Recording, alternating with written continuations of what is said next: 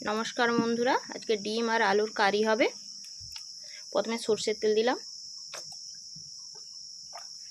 তেল গরম হয়ে গেছে। এরপরে পেঁয়াজ কুচি, পেঁয়াজগুলো ভালোভাবে ভেজে নেব। বাটিয়ে নিয়েছি রসুন বাটা, লঙ্কার গুঁড়ো, আদা বাটা। এটা একটু জলে মিক্স করে নেব।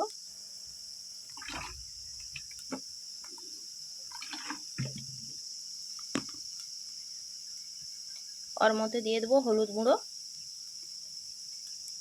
মিশিয়ে নেব।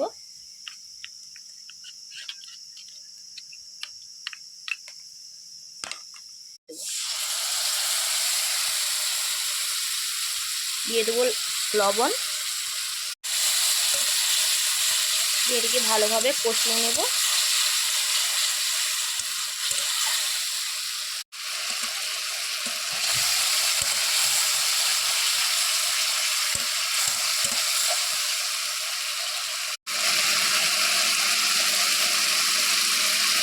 ভালোভাবে কষানো হয়ে গেছে। সেদ্ধ করে রাখা আলু আর ভেজে রাখা ডিম দিয়ে দেবো।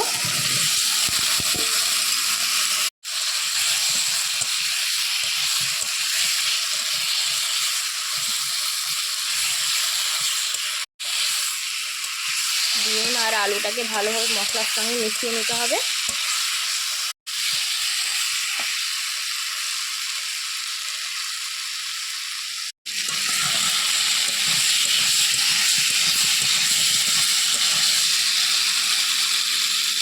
জল দিয়ে দেবো।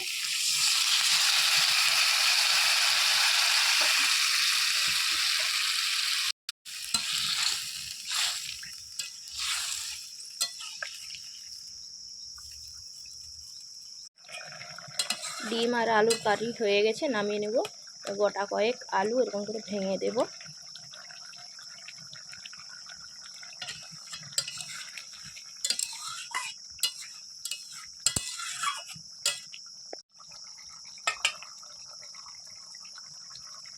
ডিম আর আলুর কারি হয়ে গেছে।